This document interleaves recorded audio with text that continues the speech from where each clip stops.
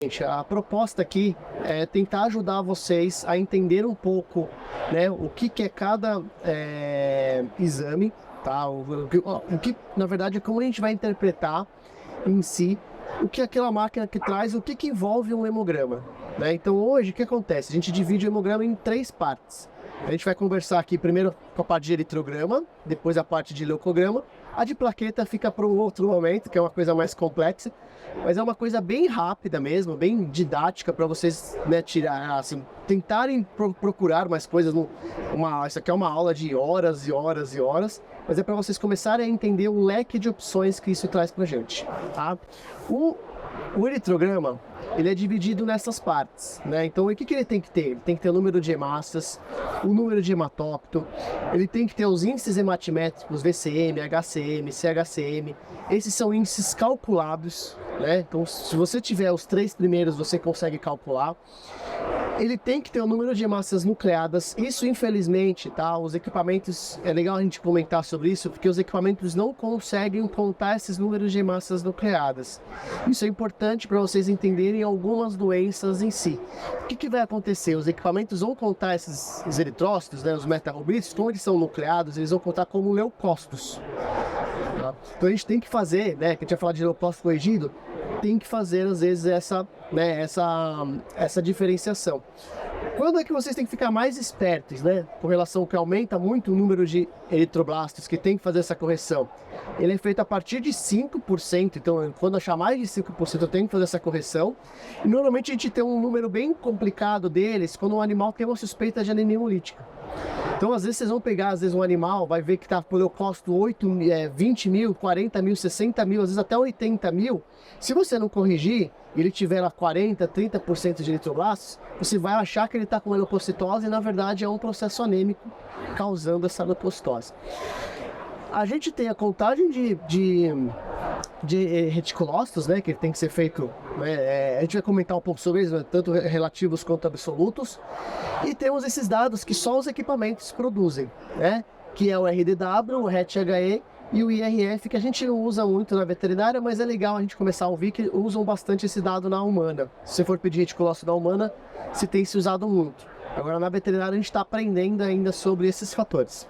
Bom, então, vamos entender como é que acontece a eritropoiese, né? Por que ela interfere? Ela vem tudo a partir de uma célula-tronco, se a gente vê lá em cima, né? Uma célula nucleada, célula pluripotente, aquela célula que a gente aplica, né? Que ela vira várias outras células e elas vão se dividindo, né? Até chegar no eritrócito, ou depois a gente vai ver mais pra frente, ela se divide também nos leucócitos também. E essa é a forma de maturação da célula, né? Então ela começa, né, nesse formato, a gente não vai ver até aqui, tá? É muito difícil a gente ver na circulação. Se a gente vê isso na circulação, provavelmente o animal tem uma leucemia vindo da célula eritroide. A gente vai ver mais ou menos uma anemia resposta muito grande, esse tipo celular, que ela vai perdendo o núcleo, vai sofrendo uma hemoglobinização, né? A hemoglobina dela vai se tornando mais forte. Só para vocês terem uma ideia, tá? Uma célula incompleta, que é o reticulócito, ela tem a capacidade aí de transporte de oxigênio 20% perto de uma hemácia madura. Então, por isso que às vezes, provavelmente, não sei se vocês já viram animais muito anêmicos, aí você pega alguns animais que tem uma anemia mais crônica, que não tem muito reticulócitos, né, ele tá bem, né, ele tem uma oxigenação boa. E você pega um animal, às vezes, que tá com o mesmo grau de hematócrito, tudo, só que ele tem muito reticulócitos, a oxigenação dele vai estar ineficaz, porque ele não tem uma quantidade de hemoglobina boa para fazer todo esse transporte de oxigênio. E por que é importante eu saber, né, que esse processo demora 7 dias? Para eu entender que quando eu tenho um animal anêmico, vocês concordam que eu vou precisar de demanda? Quanto tempo vai demorar para ela virar uma hemácia nova? 7 dias. Então, às vezes, eu fico tendo uma expectativa de repetir aquele hemograma e que aumente rápido aquele hematócrito. Às vezes, não há essa necessidade. Não estou falando que não há necessidade, é a necessidade de repetir para ver se não está diminuindo. Mas, às vezes, eu vou voltar a conseguir esperar uma resposta, né, frente a isso. Então, se não caiu, perfeito, já estou indo bem. Mas o pessoal, às vezes, fica desesperado. Fala, não quero, vou fazer uma transfusão.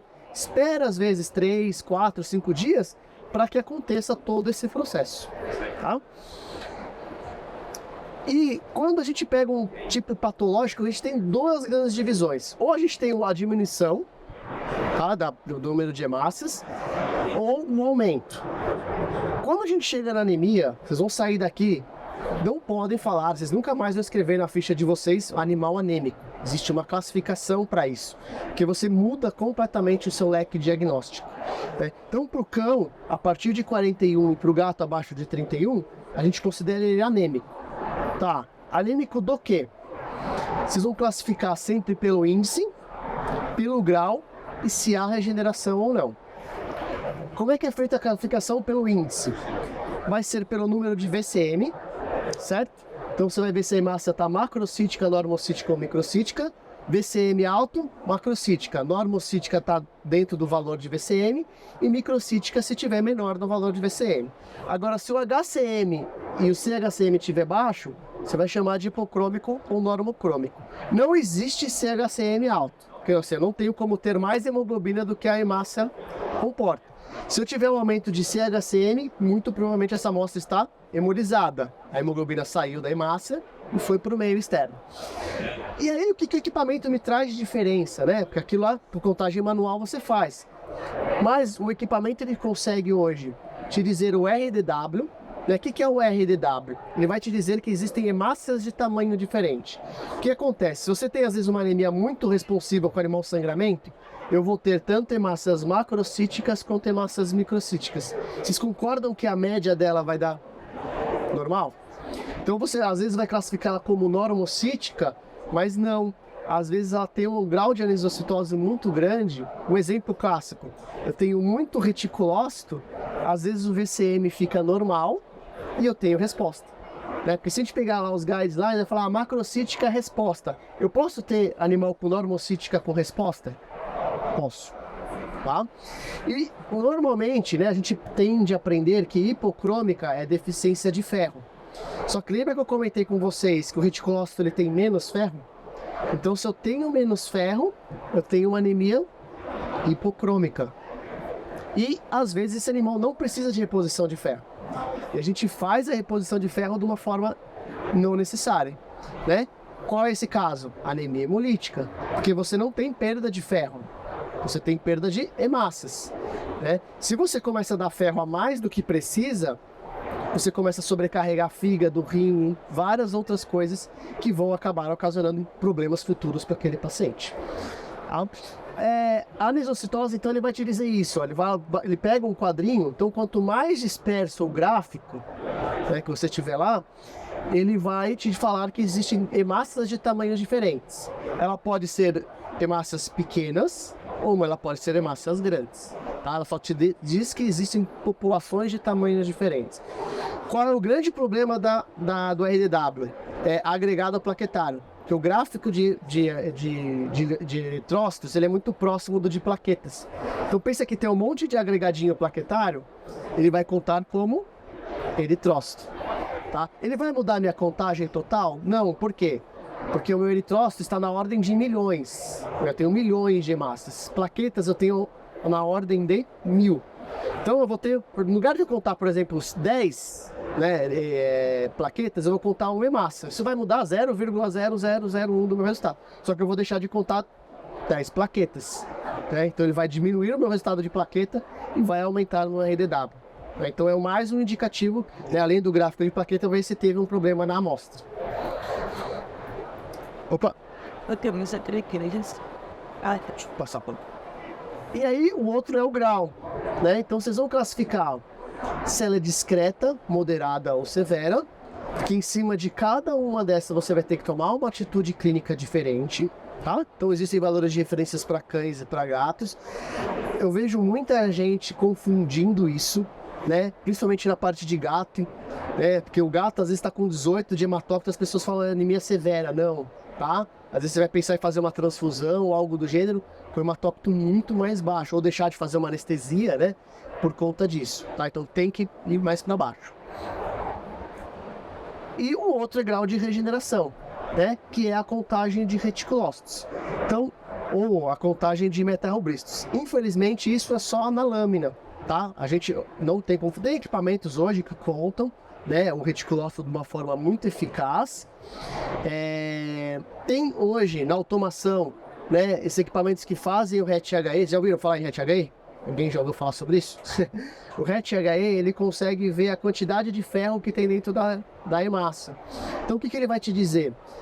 Lembra que eu falei para vocês que a hemácia tem uma, né, ela fica ali, demora 7 dias para se regenerar? Só que ela dura, no caso do gato, uns 70 dias, no caso do cão, uns 100 a 120 dias. Então, o que acontece? Se eu não tenho tendo muita reticulócito, às vezes, né, se eu não vou ter muito reticulócito, muita hemoglobina disponível, eu só vou ver que esse animal tem uma anemia ferropriva, às vezes, depois de 20, 40, 50 dias. O RET-HE, lembra que o reticulócito ele fica em 7 dias? Então, se o cara começa a ter deficiência de ferro, né, com 7 dias de diferença, que você precise repor, né, ou por ele não consegue diferenciar se é reposição ou se é anemia da doença crônica, que é falta de biodisponibilidade de ferro. Isso ele não consegue diferenciar. Mas se eu sei que, por exemplo, esse animal está partindo para uma doença de ferro, né, ferropriva, provavelmente eu vou ter que repor ou tentar agir em cima daquilo, se for uma inflamação, agir aquilo de uma forma mais rápida. Ele não vai esperar aqueles 20 dias para o animal ficar anêmico, né? 20, 30, 40 dias. Em 7 dias ele já te dá esse indicativo. Tá? E é importante dizer que no felino existe uma grande diferenciação entre o agregado e pontilhado. Tá? Por quê?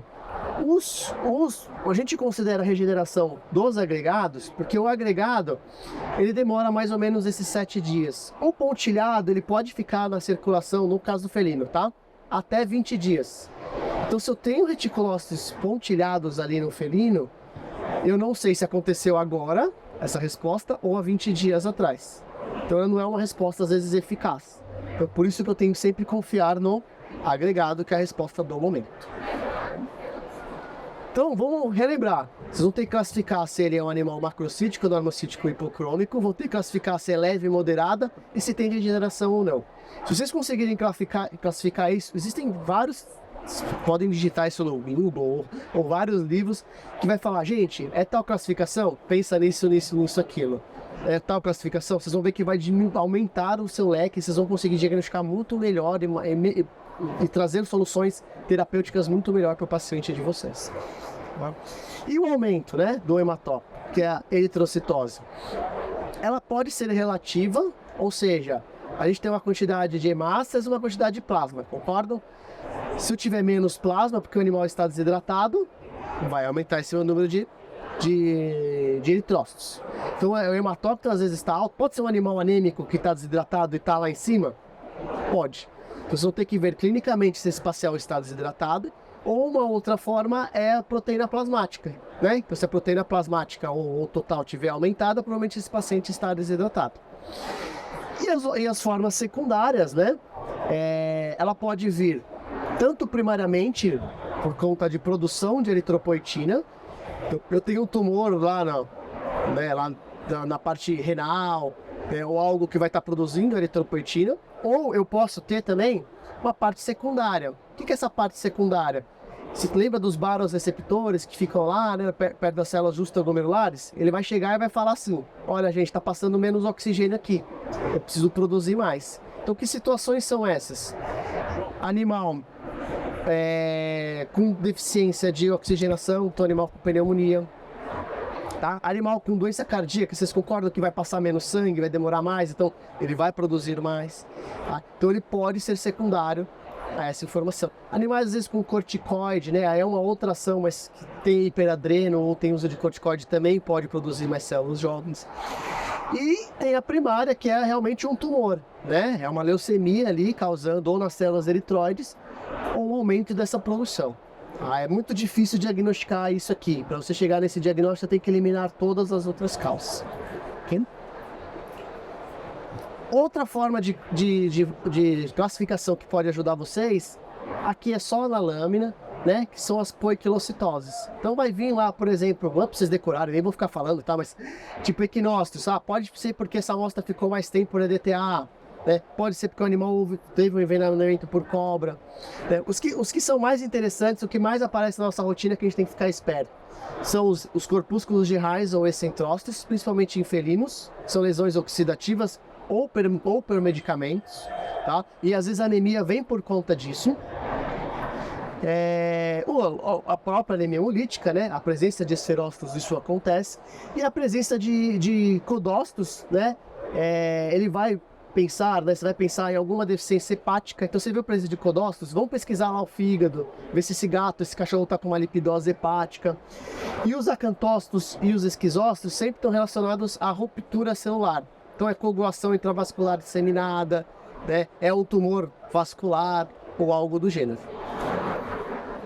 E outros tipos de inclusões, né? Então a gente pode encontrar hematozoários, Rangella e Babésia, pode encontrar o próprio corpúsculo de Reis, que é uma inclusão, né? Que pode ser outras drogas. Ou no caso de Royal Jolly, né? Ou anemia regenerativa ou a presença de felva em felinos, né? A gente vê com bastante frequência. E intoxicação por chumbo são essas inclusões basofílicas. É o que a gente vê mais hoje na rotina. Tá? E aí, a princípio era isso que eu ia falar de eritrograma. Vocês têm alguma dúvida? Querem perguntar algo? Conseguiram entender? Vão colocar na ficha de vocês agora, com certeza, que tipo de anemia é. Né? E quando ligarem para discutir com algum, sempre vejam que tipo de anemia esse paciente tem, que vocês vão ver que vai melhorar muito o diagnóstico de vocês. Né? E muitas dessas informações, se vocês tiverem o equipamento na clínica, né, vocês vão conseguir essas informações dos gráficos, informações muito importantes que às vezes vão ser melhores do que realmente o número. A gente fica muito preocupado só com o número. Então a gente tem que começar a preocupar também com as morfologias. E os gráficos ajudam nisso. Tá? Beleza? Podemos para a próxima? Deixa eu ver. A próxima tá aqui. Aqui.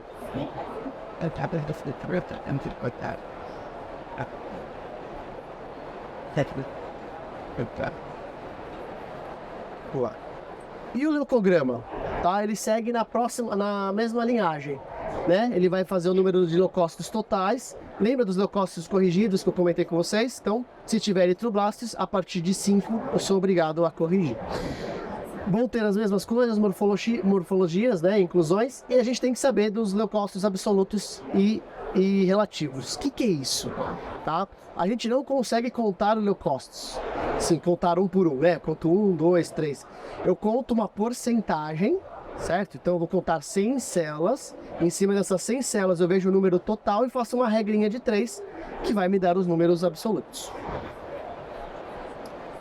A hematopoese a gente já conversou, tá? Ela funciona da mesma forma, uma célula pluripotente. Uma grande confusão que acontece com muita gente aqui, né, na nossa graduação, que a gente se confunde, é com achar que o basófilo é um mastócito. Tá? A linhagem ela vem muito próxima ali, só que chega uma hora ela se divide. O que é mastócito é uma coisa, o que é basófilo é outra coisa. O basófilo fica na circulação, o mastócito vai lá pro tecido. Tá? A gente tem muito essa confusão porque o macrófago e o monócito é a mesma célula. Né? Então o monócito se desloca para o tecido e vira macrófago. Tá? O basófilo ele não é um mastócito. Então a gente pode encontrar mastócitos na circulação no animal que tem, né, mastocitopenia, né, um mastocitoma ou algo do gênero. Quais são essas células? A gente divide em dois grandes grupos, são células que têm grânulos, que provavelmente têm alguma quimiotaxia ou que vai liberar algo para matar ou reagir com algo. E a gente tem as células que não têm grânulos nenhum, né? Então eu gosto de comparar muito assim, o neutrófilo é aquele cara que vai ser o tanque, vai ser o soldado da guerra. Então ele vai chegar lá na guerra para matar, né, se explodir e matar. O basófilo e o eosinófilo, eles estão mais relacionados à parte mais especializada, seria tipo a CIA, o FBI, né? Que ele vai pensar em se diferenciar, né? Ou produzir alguma coisa muito específica para agir, né? Que é no caso dos alérgicos ou no caso de parasitas. Os linfócitos, a gente tem dois tipos de resposta. Um que vai produzir anticorpos, tá? Que são os linfócitos de memória, e também tem o celular, que são os linfócitos, os natural killers, os linfócitos T helper, entre outras coisas. E temos os monócitos que vão fazer reações imunoreguladoras. Então ele é o tanque de guerra. Então se eu tenho necrose, ele vai aumentar.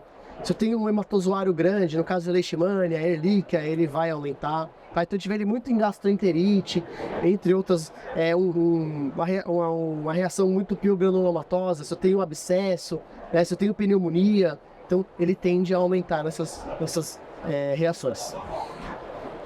E assim como tem nas hemácias, a gente tem lá o que dura em cada tempo. Então ele tem uma durabilidade no sangue. O neutrófilo ele tem uma durabilidade de poucas horas. Então, por isso, vocês imaginem a quantidade de neutrófilos que tem que estar sendo produzida toda hora na medula. E a gente tem um estoque por conta disso. Por isso que é uma das primeiras células que aumentam no caso de uma inflamação ou infecção. Né? É o que a gente tem lá para reagir. O problema, já pensaram que quando vocês dão um anti-inflamatório ou um corticoide, vocês concordam que vocês não querem que esses neutrófilos vão para o tecido? Ele vai ficar mais tempo na circulação, não vai? E aí ele vai dar um que a gente chama de desvio à direita, ele vai se segmentar mais, ele vai ficar um linfócito, um neutrófilo velho. Então quando a gente tem hipersegmentação, provavelmente eu tenho alguma coisa que não está migrando esses neutrófilos, né? Ou porque eu quero, né? Ou porque tem algum problema com o paciente. Tá? E ele dura pouco tempo, né? Diferentemente dos outros que duram semanas ou meses. Agora linfócitos, né? A gente sabe que tem linfócitos de memória, né? Linfócitos que vão acabar durando anos. A gente toma uma vacina, né? Que duram 10 anos. Hoje a gente sabe que a febre amarela, né? Dura pro resto da vida. Então são linfócitos que vão ficar recirculando lá na circulação linfática. Opa! Deixa eu voltar aqui. Tô assim.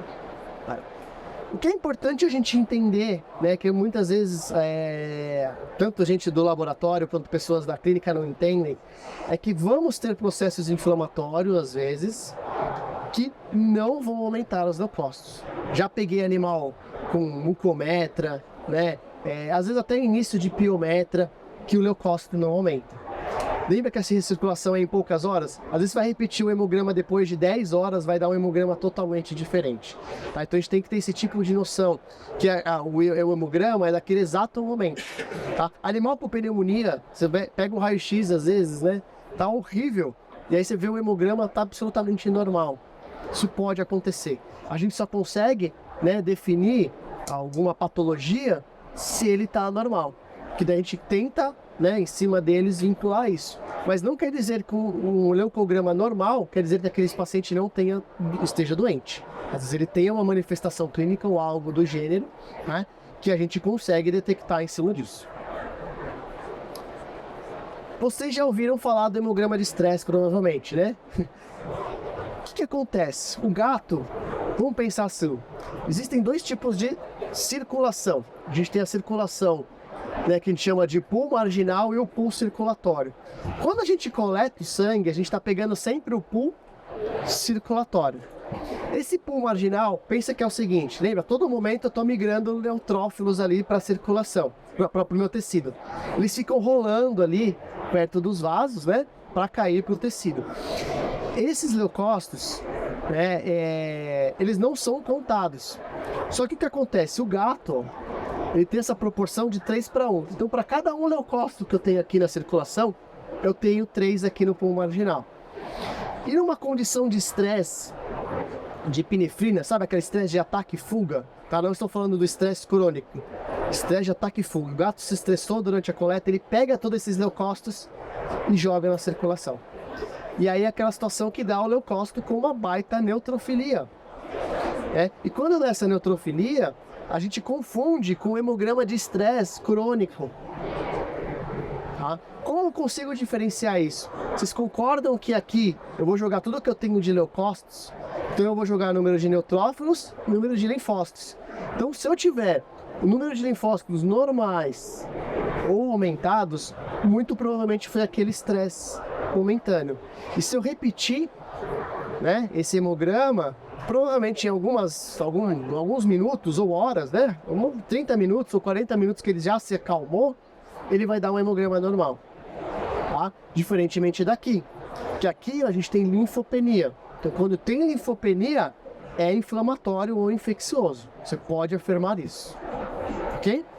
E aí depois a gente vai falar um pouco de uma inflamação um pouco mais grave. Mas, como a relação é 3:1, muita gente me pergunta até quando o gato pode chegar. A gente sabe que todo animal varia, né? Tem animais que vão ter 5 de normalidade, vão ter animais que vão ter 10. Você pensa que o animal tem 10 de normalidade, se é 3:1, ele pode chegar a quanto? 40 mil leucócitos. Tá? Vão ter animais que tem 5 de normalidade que vão chegar a 15, 20 mil. Por isso que a gente não tem como mensurar, falar até 20 mil é inflamatório ou não é. Porque vai depender de quanto aquele animal tem de leucócitos da sua normalidade. Isso é o grau de distribuição, né? Então a gente tem lá um grau de reserva, lembra que eu falei para vocês? A gente tem sempre uma reservinha lá de segmentados na medula, algumas células sendo produzidas, e eu tenho lá meu pool marginal, que é o que a gente colhe, ok? Essa é a via de regra geral. Pensa que eu tive uma inflamação discreta, certo? Bem leve. O que eu estou precisando aqui, eu tenho aqui, a demanda é baixa, o meu leucograma vai ser normal. Eu não tenho, vocês concordam que não vai ter nenhum estímulo aqui para a medula, ou um estímulo muito fraco que vai falar assim, olha, o que eu estou consumindo aqui, que é pouquinho, você joga um pouquinho aqui, fica elas por elas. Tá? Se eu tiver uma inflamação maior, eu vou jogar o quê? O que eu tenho aqui na minha reserva. Então aí vai causar a minha neutrofilia. Agora, se eu tenho uma inflamação muito grande, o que acontece? Vocês concordam que eu esgoto a minha reserva? E aí eu vou precisar do quê? Células jovens. E aí quando eu preciso de células jovens, a gente chama de desvio à esquerda. Então vocês concordam que se eu não agir aqui, ó, acabou aqui. Se eu não agir aqui, já começa a complicar. Se eu não acabar com essa causa assim, inflamatória ou infecciosa, já começa a complicar bastante. Tá? Então já começa a ter um prognóstico reservado.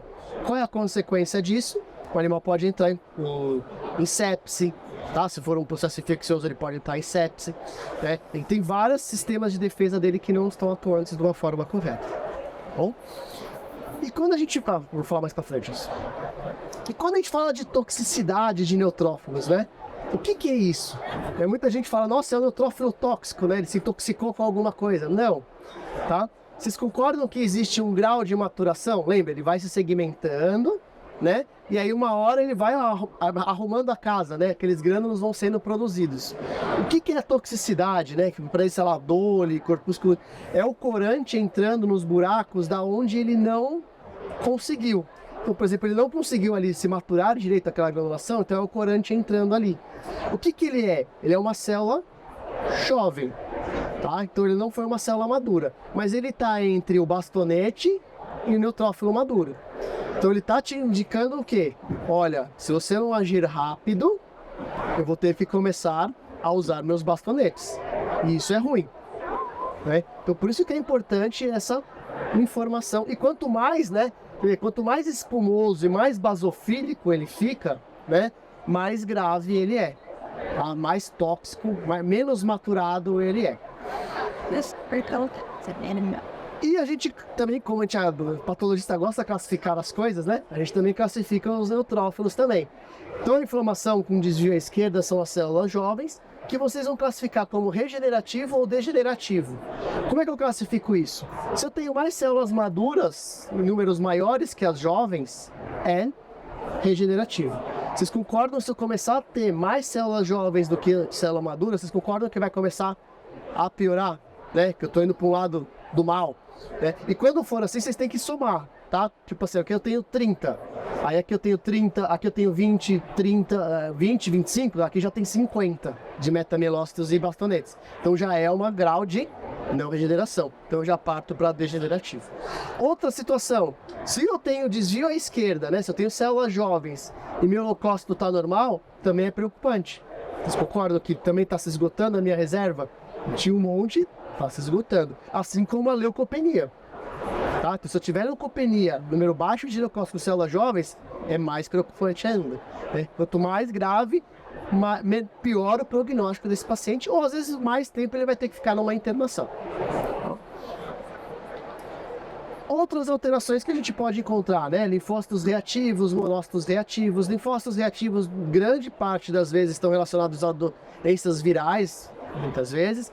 Os monócitos reativos é quando os macrófagos, né, estão sendo ativados, né, ou por algum hematozoário, ou às vezes até uma necrose mais profunda, né, então eles se ativam para atingir o foco inflamatório. Os hematozoários, né, que a gente pode encontrar, né, eventualmente.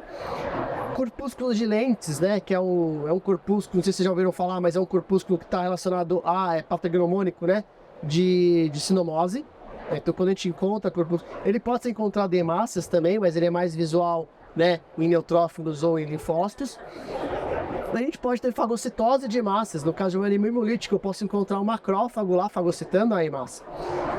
E a gente pode achar outros agentes, né? Como histoplasma, criptosporidium. É raro, tá? Mas isso pode acontecer. Lógico que a citologia vai ser muito melhor.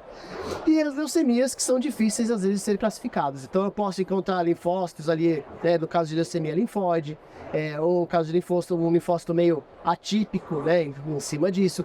Posso ter, né? Leucemia eritroide ou mieloide.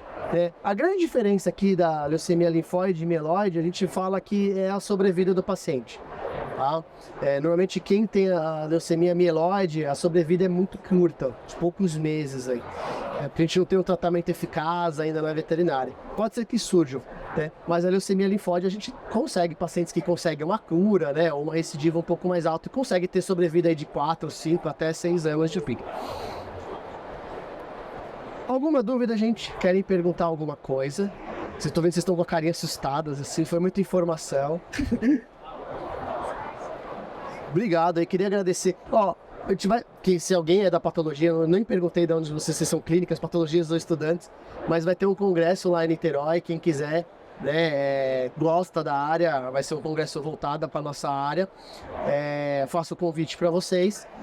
Vai ser o primeiro congresso, né, internacional que a gente vai desenvolver e fica à disposição, vai ser num lugar maravilhoso que é em Niterói, tá? Fica à disposição aí para tirar a dúvida de vocês. Tem meus e-mails, minhas redes sociais aí, vocês podem seguir aí, escrever também por e-mail, eu respondo, eu tenho problema aí, tá bom?